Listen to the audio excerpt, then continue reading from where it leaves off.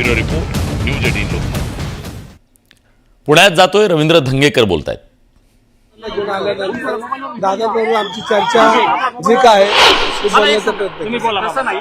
पक्षश्रेष्ठींनी काय सांगितलंय? अजित पवारांसोबत जाऊन युती करायचं सांगितलंय पक्षश्रेष्ठींनी. पक्षाच्या तशा काही सूचना मला नाही आहेत. ऑफिशियल भेट नव्हते. ऑफिशियल माझ्या सूचना नव्हत्या, पण काही कार्यकर्त्यांसह आम्ही या ठिकाणी आलो होतो आणि याच्यामध्ये पक्षाने काय मला सूचना दिल्या नाहीत, पण आम्ही कार्यकर्त्यांना घेऊन दादा घेऊन आलो होतो. नाही अजून प्रस्ताव बिस्ताव काय आलेला नाही. भाजप सोबत काहीच ठरत नाहीये का तुमचं? मग भाजप सोबत काहीच ठरत नाहीये का?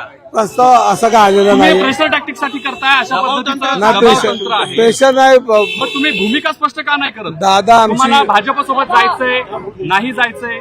दादा एकतर भाजप सोबत इतक्या बैठका झाल्या, एकाही बैठकीला तुम्हाला बोलवलं गेलं नाही, तुम्ही तिथे गेला नाहीत, आणि आता असं काय घडलं की तुम्ही थेट अजित पवारांच्या राष्ट्रीयसोबत बोलणं करायला आला? नाही. दादांचं काय पहिल्यांदा येतो का? दादांकडे नेहमी येतो मी. पण भाजप सोबत एकाही बैठकीला तुम्ही नव्हता. दादांच्या बैठकीला आज गेले ते. दादांच्या परिवाराचा संबंध आहे.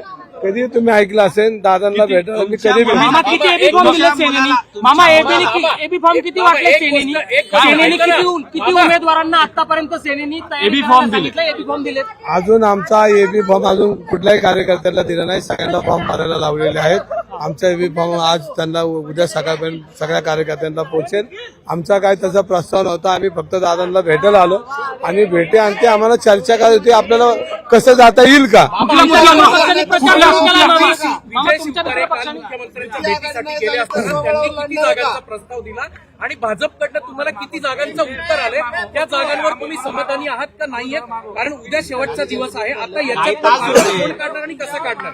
आता याच्यामध्ये शिवतरेंनी प्रस्ताव काय दिला हा मला माहिती नाही, पण आम्ही 10-12 कार्यकर्ते आलो. म्हणजे त्याच्यामध्ये सर्व पदाधिकारी होते आणि त्यांना एकदा दादांबरोबर आमची एक चर्चा करायची होती की दादांनी आम्हाला अजून बोललो आम्ही. दादा म्हणजे मी संध्याकाळी तुमच्याशी बोलतो. तुम्ही कुठल्या मुद्द्यांवर मुद्दे बैठकीतले काय मुद्दे होते? कुठल्या मुद्द्यांवर चर्चा झाली. प्रस्ताव जो तुम्ही दिलेला आहे प्रस्ताव- कुठल्या तरी जागांवर दिलेला प्रस्ताव असेल ना? बाबा सरांचे प्रश्न.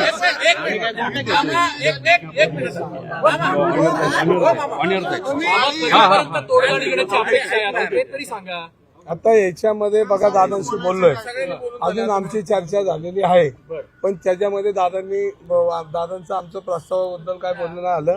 पण हे आमची राज्यामध्ये आम्ही एकत्र काम करतो आणि महानगरपालिकेत एकत्र का करू नये म्हणून त्यासाठी आम्ही बोलायला आलो. पण दादांनी त्याबद्दल आम्ही बोललो त्यांच्याशी, पण आम्हाला ते व्यवस्थित रात्री फोन करू. अजित पवारांनी ग्रीन सिग्नल अजित तर कदाचित पुण्यात एक वेगळं समीकरण असू शकतं.